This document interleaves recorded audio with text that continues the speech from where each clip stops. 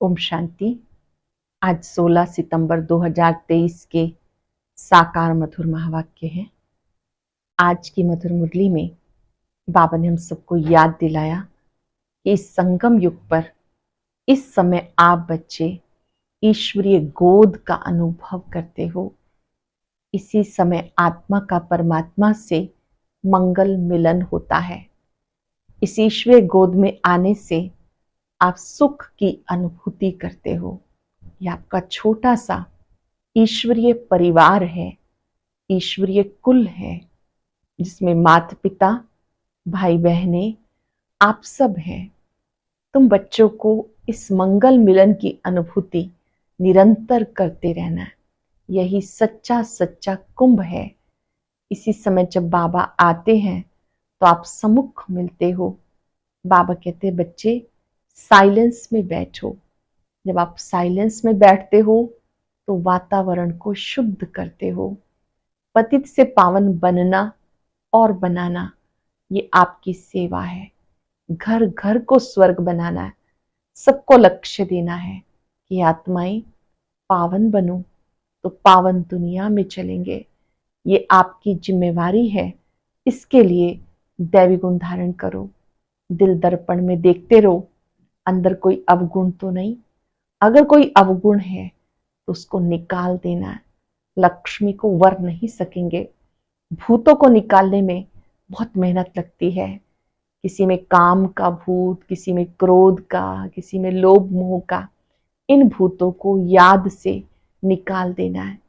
साथ साथ बाबा ने याद दिलाया कि तुम बच्चे जब बाबा की याद में बैठते हो तो जैसे कि आत्मा पावन बनती जाती है। याद का पुरुषार्थ जरूर करना है। सुनते हैं बाबा के मधुर बोल।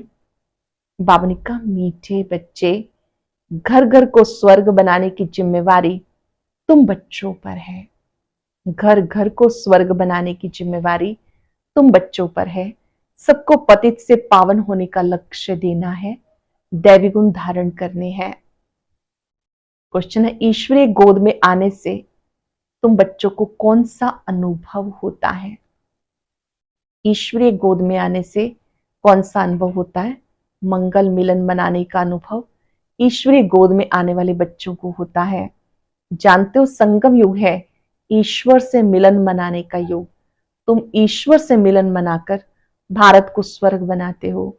इस समय तुम बच्चे सम्मुख मिलते हो। सारा कल्प कोई भी सम्मुख मिलन नहीं मना सकते। तुम्हारा ये बहुत छोटा सा ईश्वरीय कुल है। शिव बाबा है दादा, ब्रह्मा है बाबा, तुम बच्चे हो भाई बहन, दूसरा कोई संबंध नहीं। तुम्हारा छोटा सा ईश्वरीय कुल है। शिव बाबा है दादा, ब्रह्मा है बाबा, तुम बच्चे हो भाई बहन, दूसरा कोई संबंध नहीं। गीता नई उम्र की कलियां, तुमको देखे सारी दुनिया। ओम शांति।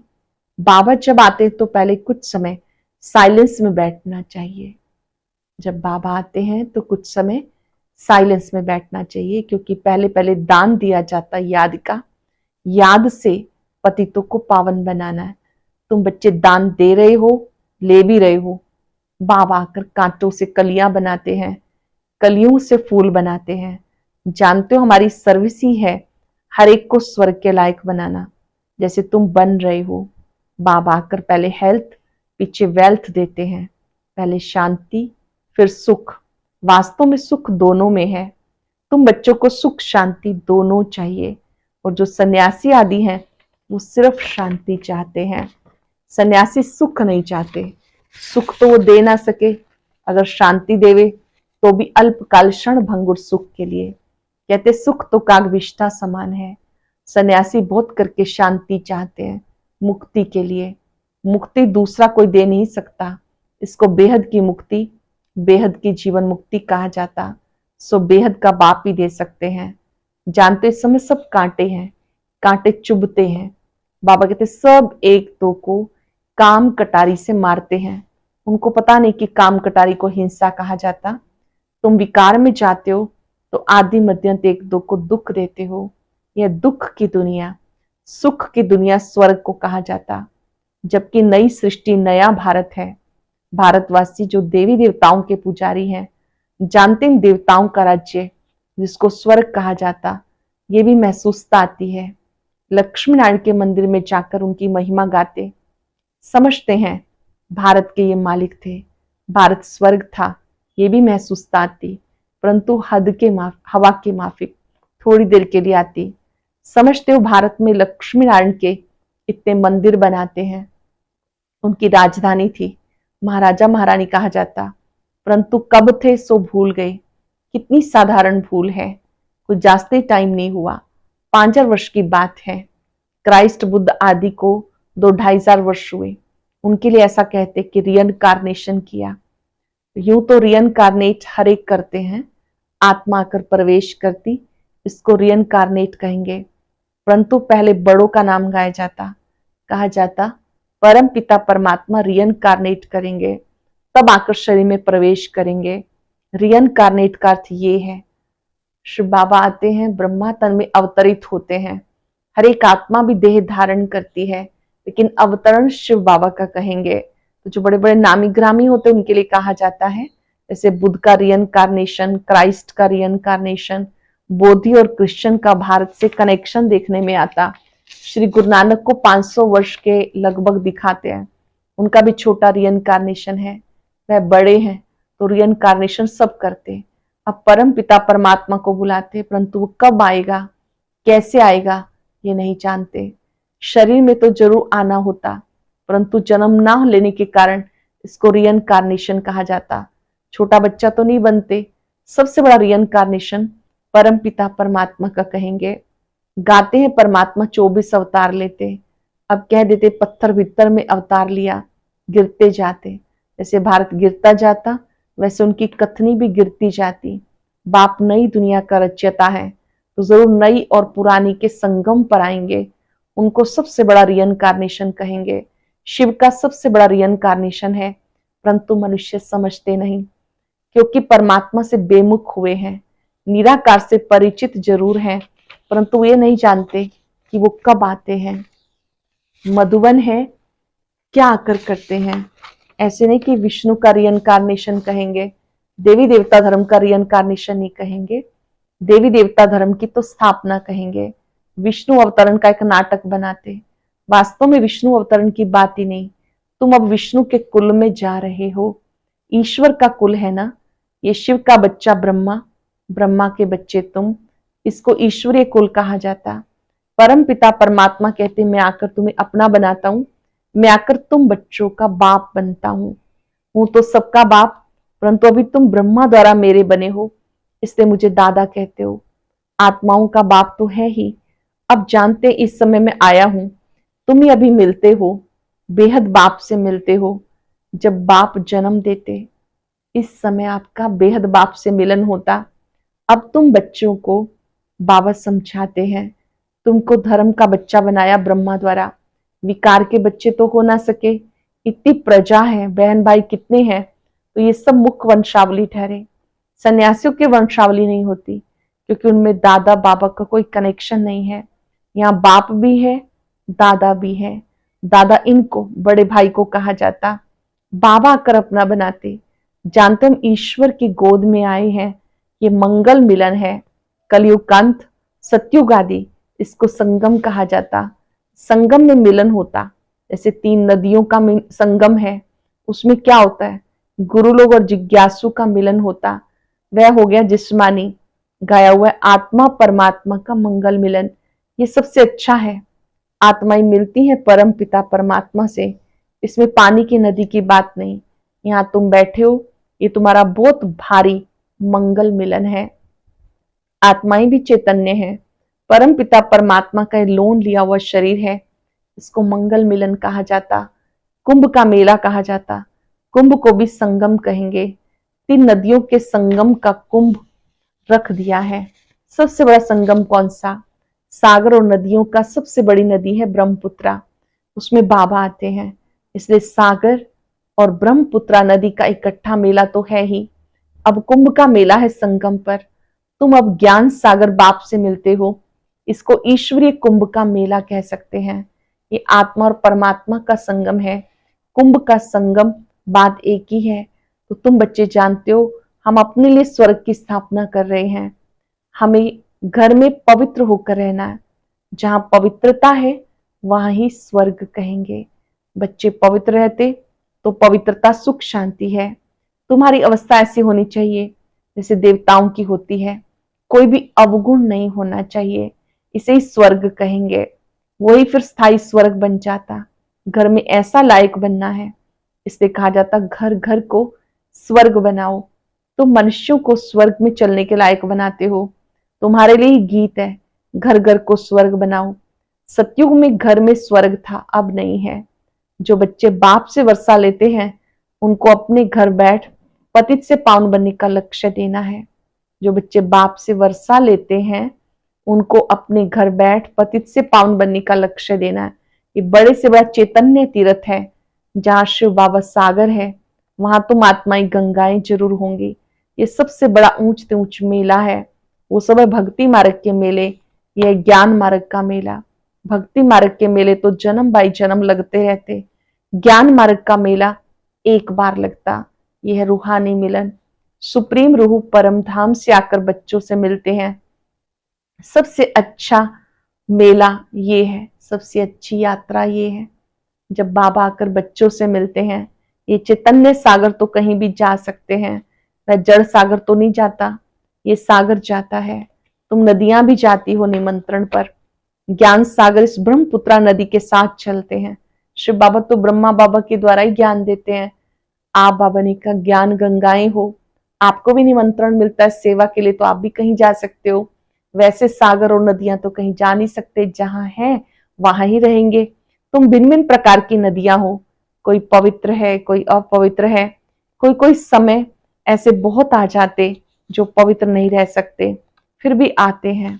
बाहर की गृहस्थी वो भी आते हैं, अलाउ किया जाता। ऐसे भी नहीं कि सबको अलाउ करेंगे, कोई मित्र संबंधी आदि आते उनको उठाने के लिए अलाउ करते, नहीं तो कायदे बहुत हैं। इंद्रप्रस्थ में कोई पतित आ ना सके, कोई भी पंडा व सब्ज परी आदि कोई भी पतित को साथ में ला नहीं सकती। इसलिए बाबा कहते खबरदार रहना। जो लेकर जाते हैं एज ए गाइड उनके ऊपर बहुत बड़ी रिस्पॉन्सिबिलिटी है। जो नियम पालन करके जाए वही बाबा मिलन की सभा में जा सकते हैं। बाबा ने कहा अगर कोई भी पतित को साथ ले आते तो उसके लिए भी खबरदार रहना। सर्टिफिकेट तुम्हें मिलता, किसी को साथ ले आती हो या भेज देती हो, रिस्पॉन्सिबिलिटी तुम्हारे पर है। यूं तो सेंटर्स पर तो निमंत्रण भी देते हैं, कितने पतित आते होंगे। सेंटर पर पतित आए तभी तो उनको पावन बनाओ। यहाँ तो सागर बैठा है तो नियम रखे हुए हैं, नब्ज देखी जाती। डॉक्टर सर्जन तो भिन्न भिन्न होते हैं ना। मम्मा बाबा व अनन्य बच्चे बात करेंगे, झट पता लगेगा कि बुद्धि में बैठता है या नहीं। तुम कोई को भी समझाएंगे कि दो बाप हैं तो झट मानेंगे। युक्ति बताई जाती। परम पिता परमात्मा को सब याद करते हैं। हम फलाने बाप के बच्चे हैं, सिर्फ उनके ऑक्यूपेशन को नहीं जानते। ये तो तुम बच्चे समझ गए हो। जिस जिस नाम रूप में जो मनुष्य आते उसी नाम रूप में 5000 वर्ष के बाद फिर आना है। क्राइस्ट का जो चित्र है वो फिर उसी समय हो सकता है, ऐसा और कोई किसी मनुष्य का हो नहीं सकता। कृष्ण का जो चित्र है वह फिर और किसी मनुष्य रूप में हो ना सके। आत्मा भिन्न भिन्न राम रूप देश काल में जन्म लेते लेते अब पतित हो गई, उसको फिर पावन बनाते। जानते हो कल्याणकारी बाप है और अकल्याणकारी रावण। बाप कल्याणकारी है, अकल्याणकारी रावण।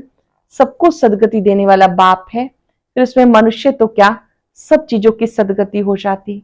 नरक का विनाश, स्वर्ग की स्थापना होती। जो कल्प पहले आए थे, कोई पंजाबी कोई पारसी आते हैं ना, सबको निमंत्रण देना है। बाबा आया हुआ है, ढिंडोरा पीटने में भी हर्जा नहीं। तुम्हारे चित्र भी बड़े अच्छे हैं, अब तुम मंदिर लायक बनते हो। भूतों को निकालने में बहुत मेहनत है। भूत माना 5 विकार, इन्हें निकालने में मेहनत है। लक्ष्मी अथवा नारायण को वरने के लिए विकारी अवगुण निकालने में कितनी मेहनत लगती है। कोई को काम का भूत, कोई को क्रोध का, इसको मोह का भूत थप्पड़ मार देता, एकदम गिर पड़ते हैं। लोभ वश भी गिर पड़ते हैं। अच्छे अच्छे घर की बच्चियां मिठाई देखेंगी छिपाकर खा लेंगी। लोभ ने भी कितनों को नुकसान पहुंचाया। लोभ के वश चोरी करते हैं। पहले तुम भट्ठी में थे, अब इस सबको अपने घर में भट्ठी बनानी पड़े। बाबा ने एक ही बड़ी भट्ठी बनाई। अभी कहते हैं पहले 7 रोज भट्ठी में रहना पड़े। शुरू में बाबा ने संगठन बनाया, ऐसे बच्चों को भी बनाना पड़े। आजकल किसका भट्ठी में बैठना बड़ा मुश्किल है। सेंटर पे भी आते हैं तो रंग चढ़ाते, फिर घर में जाने से उड़ जाता, संग दोष लग जाता। अभी तो बड़ी मेहनत है। अब तुम बच्चे जानते हो ईश्वरीय कुल में बैठे हैं, बाबा दादा और हम भाई बहने। ब्राह्मण कुल सर्वोत्तम गाया जाता है। उन ब्राह्मणों को तुम ज्ञान दे सकते हो। ब्राह्मण है उत्तम चोटी। ये संगम युगी ब्राह्मण ही देवता बनते हैं। पहले तो देवताओं से भी ऊंच ब्राह्मण हो, चोटी ऊंची ठहरी। तुम ब्राह्मण देवताओं की पूजा करते हो, अपने को पुजारी उन्हें पूज्य समझते हो। तुम अब पुजारियों ब्राह्मणों को भी समझा सकते हो। तुम हो सच्चे सच्चे संगम युगी ब्राह्मण। तुम ब्रह्मा मुख वंशावली हो, फिर तुम सो देवता बनते हो। आप ब्रह्मा मुख वंशावली हो, फिर देवता बनते हो। स्वर्ग का देवता जरूर, परम पिता परमात्मा बनाएंगे। अच्छा मीठे मीठे सिक्के लदे बच्चों प्रति मात पिता बाप दादा का याद प्यार गुड मॉर्निंग। रूहानी बाप की रूहानी बच्चों को नमस्ते। रूहानी बच्चों की रूहानी बाप दादा को याद प्यार नमस्ते। शुक्रिया बाबा, शुक्रिया। धारणा के लिए सार। पहली पॉइंट है अंदर के अवगुणों की जांच कर उन्हें निकालना है। संग दोष से अपनी संभाल करनी है। देवताई गुण धारण कर स्वयं को लायक बनाना है। घर घर को स्वर्ग बनाने की सेवा करनी है। भूतों को बाबा की याद से भगाना है। बाबा की याद, बाबा के साथ मंगल मिलन मनाते रहना है। अंदर के अवगुणों की जांच कर उन्हें निकालना है। संग दोष से संभाल करनी है। देवताई गुण धारण कर स्वयं को लायक बनाना है। घर घर को स्वर्ग बनाने की सेवा करनी है। भूतों को बाबा की याद से भगाना है। बाप के साथ मंगल मिलन मनाते रहना है। वरदान अपने अनादि संस्कारों को इमर्ज कर सर्व समस्याओं को पार करने वाले उड़ता पंछी भव। अपने अनादि संस्कारों को इमर्ज कर सर्व समस्याओं को पार करने वाले उड़ता पंछी भव। आप सब अनादि रूप में हो ही उड़ने वाले, लेकिन बोझ के कारण उड़ता पंछी के बजाय पिंजरे के पंछी बन गए। फिर से अनादि संस्कार इमर्ज करो, अर्थात फरिश्ते रूप में स्थित रहो। इसी को सहज पुरुषार्थ कहते हैं। अनादि संस्कार इमर्ज करो, फरिश्ते रूप में स्थित रहो, इसी को सहज पुरुषार्थ कहते हैं। उड़ता पंछी बनेंगे तो परिस्थितियां नीचे और आप ऊपर हो जाएंगे। उड़ता पंछी बनेंगे तो परिस्थितियां नीचे, आप ऊपर हो जाएंगे। यही सर्व समस्याओं का समाधान है। आप सब अनादि रूप में उड़ने वाले हो। बोझ के कारण उड़ता पंछी के बजाय पिंजरे के पंछी बन गए। फिर से अनादि संस्कार इमर्ज करो, फरिश्ते रूप में स्थित रहो। इसी को सहज पुरुषार्थ कहा जाता। उड़ता पंछी बनेंगे तो परिस्थितियां नीचे, आप ऊपर हो जाएंगे। यही सब समस्याओं का समाधान है। स्लोगन है हर कदम में कल्याण समझ, हर आत्मा को शांति की शक्ति का दान देना ही सच्ची सेवा है। हर कदम में कल्याण समझ, हर आत्मा को शांति की शक्ति का दान देना ये सच्ची सेवा है। आज हम सब याद रखेंगे, मैं उड़ता पंछी हूं। अपने अनादि और आदि संस्कारों को इमर्ज करेंगे। मेरे आदि और अनादि संस्कार अति शुद्ध पवित्र है, जिसमें मैं समस्याओं से मुक्त हूं। उड़ता पंछी हूं। बाबा ने मुझे सुंदर विधि सिखाई है। बोझ मुझे दे दो। अपने बोझ के टोकरे बाबा को देकर महसूस करें मैं डबल लाइट हूं। बाबा की शक्तियां फाउंटेन की तरह मुझ आत्मा पर पड़ रही है।